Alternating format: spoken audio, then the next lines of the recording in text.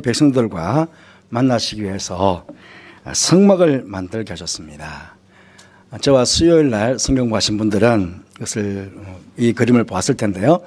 아마 오늘 처음 보신 분들도 계실 것입니다. 문이 있고 번제단이 있고 물두멍이 있고 안으로 들어가면 성소가 있고 그 뒤로 지성소가 있습니다. 그런데 이 성막을 만드시면서 여기 성소 안에 여러 기구들을 만들게 하셨는데 그 중에 하나가 분향단입니다. 이 분향단의 영적인 의미는 성도의 기도를 의미합니다. 출애굽기 30장 오늘 1점 읽었는데요. 30장 전체를 읽을 수 없어서 1절만 읽었습니다. 몇 구절을 계속 인용을 할 것입니다. 그 제단은 분향단을 말합니다. 분향단을 정거계 위 속죄소 맞은편 곧 정거계 앞에 있는 휘장 밖에 두라. 그 속죄소는 내가 너와 만날 곳이며 그렇게 말씀하셨는데요. 한번 그림을 다시 보여주시죠. PPT를 띄워주세요. 2번 PPT. 예. 3번. 3번 띄워주세요. 그 다음 것. 그 다음 것을 띄워주세요. 방송실 그 다음 것을 띄워주세요. PPT 3번을 띄워주세요.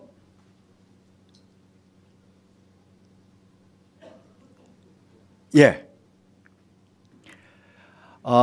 금방 말씀 보면 여기가 성소입니다. 여기가 지성소 여기 정거계 위가 속죄소입니다. 이 정거계 위가 속죄소인데 여기서 하느님께서 당신의 백성들을 만나 주시려고 하셨거든요. 그 속죄소 바로 앞에 있는 휘장 바로 건너편에 분향단을 만들어라. 그렇게 위치를 정해 주셨어요. 그러니 하나님의 임재가 있는 하나님께서 만나시기를 원하는 이 정거기의 속죄소와 분향단이 가장 가까이 있습니다. 가장 가까이 있습니다. 이렇게 가까이 있다는 것은 기도를 통해서 하나님을 가장 가까이서 만난다 하는 뜻도 될 것이고 가장 빨리 만날 수 있다 하는 그런 뜻도 될 것입니다. 다시 이제 저를 채워주십시오. 저를 보여주세요. 예. 이 분향단을 통해서 하나님께서 우리에게 허락하신 이 기도가 얼마나 놀라운 특권이며 얼마나 큰 능력이 되는지를 깨닫게 해주십니다. 몇 가지를 살펴보면 첫째, 우리에게 허락된 기도는 엄청난 특권이라는 사실입니다. 여러분 지금 이 시대에 태어나셔가지고 신앙생활을 하셔야 된 것을 하나님께 감사하시길 바랍니다. 왜냐하면 구약시대 때는요, 내가 기도하고 싶어도 직접 하나님께 나아가 기도할 수가 없었습니다. 구약시대에는 아무나 그 분향단이 있는 성소에 들어갈 수가 없었습니다. 오직 제사장만이 성소에 들어가서 분향단에서 향을 사를 수 있는 특권이 있었습니다. 또한 제사장들이라고 다 분향할 수 있는 것도 아니었습니다. 오직 한 사람만 성소에 들어가서 분향할 수 있었거든요. 그러니 제사장들은 24반차가 있습니다. 24조라고 그러죠. 24조. 그 한 조씩 성전으로 올라와 가지고 한 달씩 봉사를 했습니다. 그러니까 성전에 올라오는 그 제사장들이 제비 뽑기를 했어요. 제비를 뽑기를 해가지고 한 사람만 아침에 한 사람 또 오후에 또 제비 뽑기해서 한 사람. 그래서 어쩌면 하루에 2번 다른 한 사람이 분향단의 성소에 들어가서 분향할 수 있었습니다. 그러니 한번 분향한 사람은 다음에 다시 한번 분향할 기회를 주지 않았습니다. 제비 뽑기에 참여할 수 없도록 했습니다. 왜냐하면 제사장들이 많다 보니까 평생에 한 번 이 분향단의 분향도 못하고 죽는 제사장들이 있었다는 거예요. 그러니 이 제사장들이 제비 뽑기 할 때는 먼저 기도한답니다. 하나님 제발 분향단에서 분향을 할 수 있도록 한번 기회를 주시라고. 그만큼 제사장들이 그 제사일 중에서 가장 흠모했던 일들이 뭐냐면 바로 이 분향단에서 분향하는 것, 기도하는 일이었다 하는 것입니다. 성경에 보시면 제사장도 아니면서 분향단에서 분향하다가 하나님께 벌을 받은 왕이 있습니다. 역대하 26장에 보시면 우시야 왕이 제사장들이 말리는데도 불구하고 교만스럽게 분향하다가 이마에 문둥병이 생겨지는 벌을 받게 되었습니다. 이렇듯 분향단에서 하나님께 분향할 수 있다는 것, 기도할 수 있다는 것은 특권 중에 특권이었습니다. 그런데 이 기도의 특권을, 이 귀한 특권을 이제는 하나님께서 우리에게 각자에게 다 주셨다는 겁니다. 기도도 가르쳐 주셨고 주님의 이름으로 무엇을 구하든지 이루어 주시겠다. 우리가 교동문에도 읽지 않았습니까?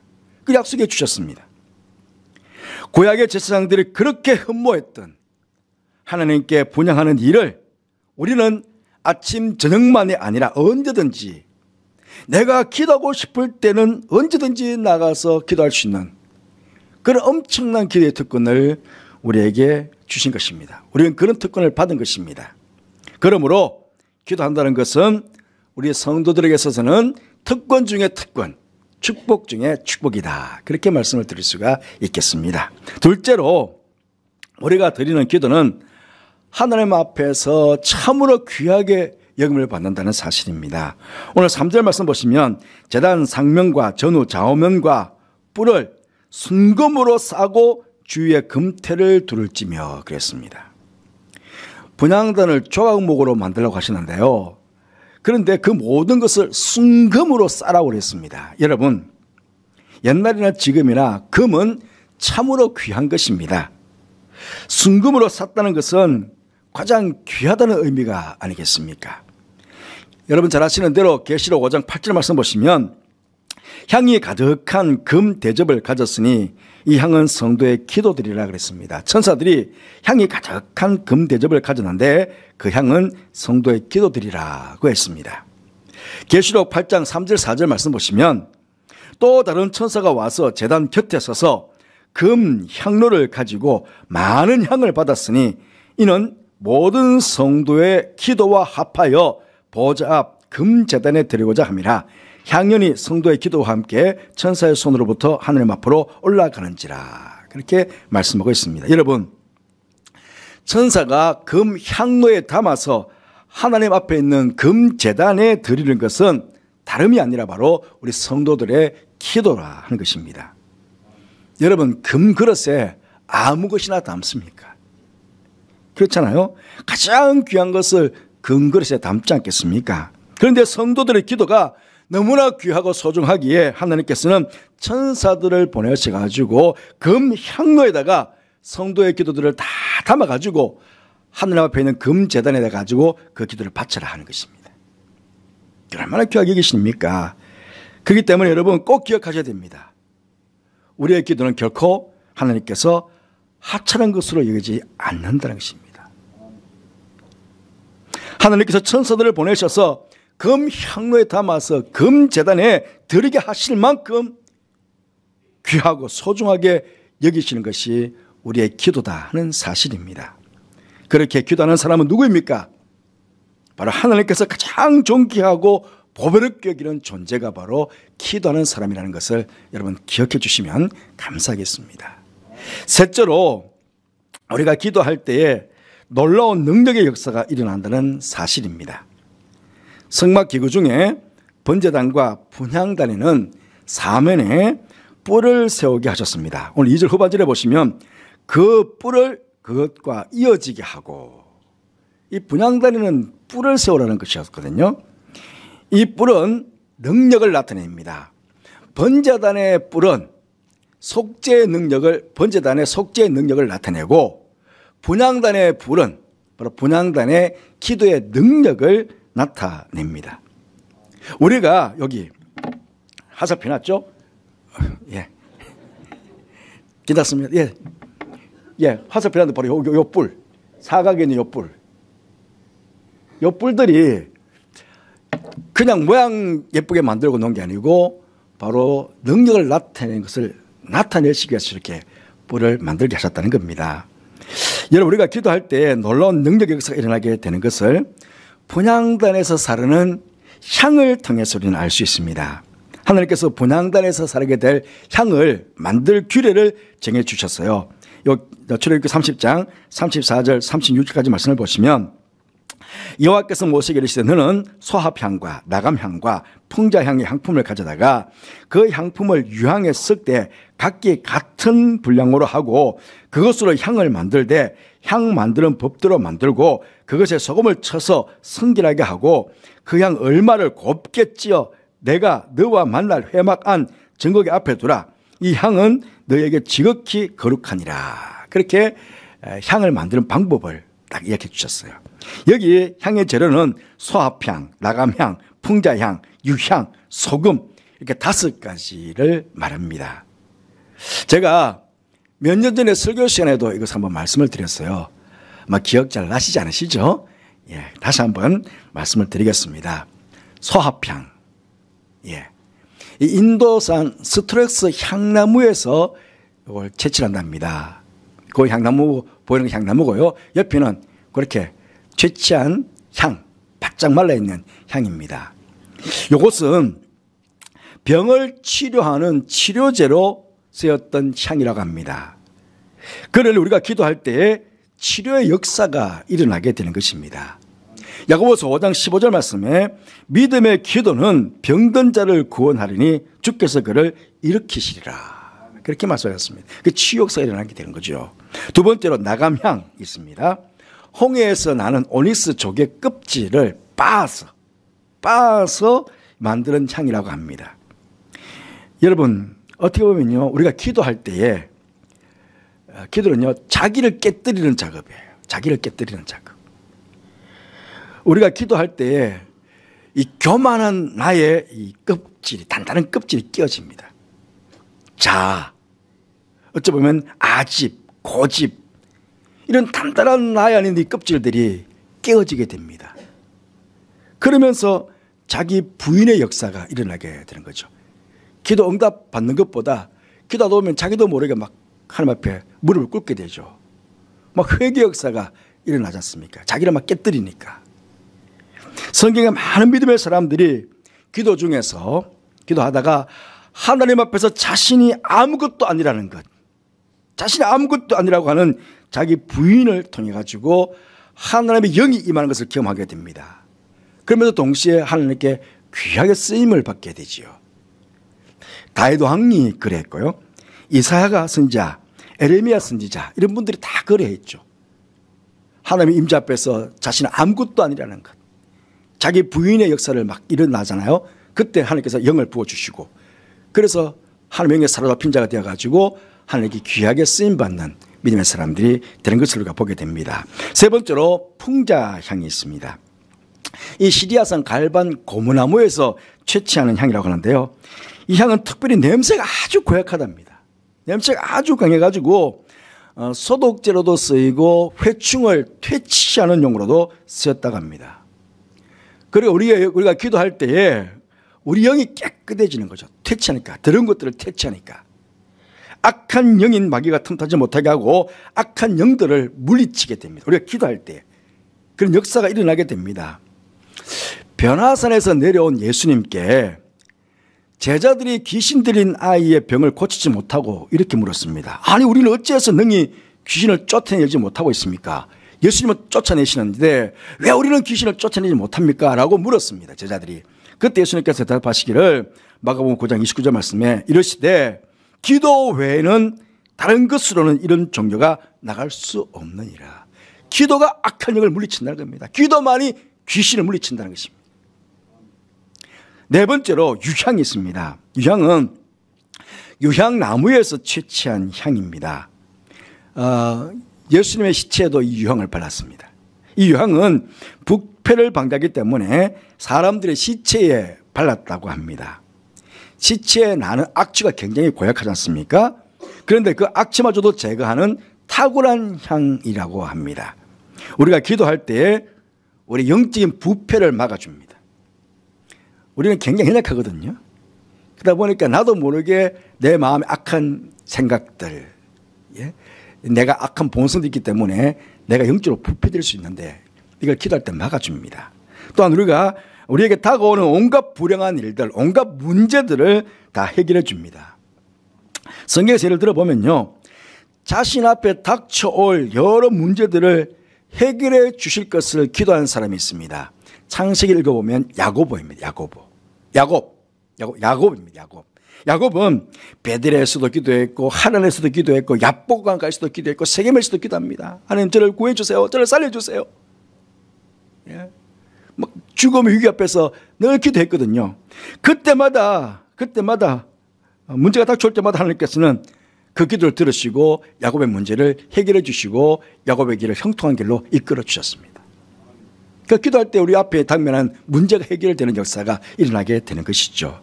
이렇듯 우리가 향을 사르듯 기도하면 치료의 역사, 자기 부인의 역사, 악한 영을 물리치는 역사, 온갖 문제가 해결되는 역사, 이런 역사가 일어나게 되는데, 이 모든 것들이 보증이 되는 것이 바로 소금입니다. 기도 응답되어야 되잖아요. 그죠? 이런 위에 있는 네 가지가 다 역사가 이루어지게 될 거다 확증해 줘야 되잖아요. 그게 바로 소금이라는 거예요. 소금. 소금을 친 이유는 기도 응답을 해주겠다는 주님의 약속의 말씀입니다. 그래서 소금은 언약의 도구였습니다. 언약의 도구. 하나님께서 기도 응답에 대한 약속을 얼마나 많이 해주고 계신지 모릅니다. 요한복음 14장 14절 말씀에 내 이름으로 무엇이든지 내게 구하면 내가 행하리라, 그렇게 말씀하셨습니다. 우리가 기도가 하나님 앞에 상달이 되고 무슨 기도든지 주님의 이름으로 구한 것은 응답을 받게 되는 것입니다. 여러분, 이렇듯 향을 만드는 재료를 보면 기도의 능력을 다시금 우리가 깨닫게 됩니다. 그러면 마지막으로 어떻게 해야 되겠습니까? 넷째, 우리의 기도는 절대로 끊어져서는 안 됩니다. 이렇듯 엄청난 특권이와 놀라운 능력의 역사가 일어나는 기도를 우리가 만약에 쉬거나 하지 않게 되면 어떻게 되겠습니까? 기도하지 않는 만큼 우리는 기도의 능력과 특권도 경험하지 못하고 참으로 가난한 신앙생활을 하게 될 것입니다. 그러나 우리는 기도는 절대로 끊어서는 안 되는 것입니다. 하나님께서 이렇게 명령하셨습니다. 출애굽기 30장 7절 8절 말씀에 아론이 아침마다 그 위에 향기로운 향을 사르되 등불을 손질할 때 살을 찌며 또 저녁 때 등불을 켤 때에 살을 찌니 이 향은 너희가 대대로 요 앞에 끊지 못할지며. 규례를 정해놓으시기를요, 아침 저녁으로 끊이지 말고 계속 향을 피워라 하는 것입니다. 그런데요, 아침 저녁으로 계속 향을 피우듯이 계속 기도하는데, 내가 지금 계속 기도하고 있는데, 때로는 우리의 기도가 연기처럼 사라지는 것은 아닌가 하는 의심과 염려가 생기기도 합니다. 분명히 기도 응답이 된다고 그랬는데도 불구하고 응답이 늦어질 때에, 향불을 피울 때 나는 연기처럼 흑웅을 맴돌다가 없어져 버리는 것은 아닌지, 기도해도 아무런 소용이 없는 것은 아닌지 하는 의구심과 허탈감이 들 때가 있습니다. 그렇게 빠질 때가 있습니다. 그때 조심해야 됩니다. 왜냐하면 그러다 보면 기도를 멈추어 버리든지 기도를 쉬게 됩니다. 하지만 여러분, 분명히 기억해야 됩니다. 우리의 기도는 결코 바람에 날려 사라지는 연기와 같은 것이 아니라는 것입니다. 분명히 하나님 보좌에 상달이 되게 되어 있습니다. 천사들이 금향료에 담아서 금자단에 드리게 되어 있습니다. 그렇게 실망하거나 낙심 없이 꾸준하게 계속해서 기도를 해야 합니다. 하나님께서 데살로니가전서 5장 17절 말씀에 뭐라고 했습니까? 쉬지 말고 기도하라고 그랬습니다. 이것이 바로 우리를 향하신 하나님의 뜻이라고 말씀하고 있습니다. 여러분, 기도라는 것 힘든 일일 수 있습니다. 만약에 기도하는 것이 쉬운 것이라면 이렇게 성경의 많은 부분에 있어서 기도하라고 말씀하지는 않았을 것입니다. 분명히 씨름하듯이, 천사와 씨름하듯이 그렇게 힘든 작업일 수 있습니다. 수고로운 일일 수 있습니다. 하지만 땀을 뻘뻘 흘려가며, 무릎이 아파가며 그렇게 수고로운 일이지만 최선을 다해서 우리가 기도하게 될 때에 바로 그 기도가 우리가 이 땅을 살아가는 힘이 되고 하나님의 역사하심이 내 삶에 개입할 수 있는 장이 되는 것입니다. 그런 가운데 내가 성공적인 삶을 살아갈 수 있는 것입니다. 그래서 기도는 끊임없이 해야 하는 것입니다. 기도의 사람 다윗은요, 주님께 부르짖어 기도하면서 이런 기도를 드렸습니다. 시편 141편 2절 말씀에 나의 기도가 주의 앞에 분향함 같이 되며 나의 손 드는 것이 저녁 제사같이 되게 하소서. 나의 기도가 주의 앞에 분향함 같이 되게 해주시기를, 그렇게 기도드렸습니다. 바로 기는 이 한 해 동안 혹 피곤해져 있는 여러분의 기도에 무릎이 있다면 다시금 세우시고, 이제 나만을 위한 기도가 아니라 우리 교회와 성도들 그리고 이 나라와 세계 열방을 가슴에 품으시고 기도의 특권으로 향을 사르듯 정성을 다해 열심히 기도하시는 여러분 되시기를 바랍니다. 그 가운데 기도의 놀라운 능력들을 경험하며 살아가는 복된 성도들, 특별히 주여 치유하게 하소서라는 이 기도가 응답되어지는, 응답받는 그런 복된 한 해가 되시기를 주님의 이름으로 축복합니다. 우리 함께 기도하겠습니다.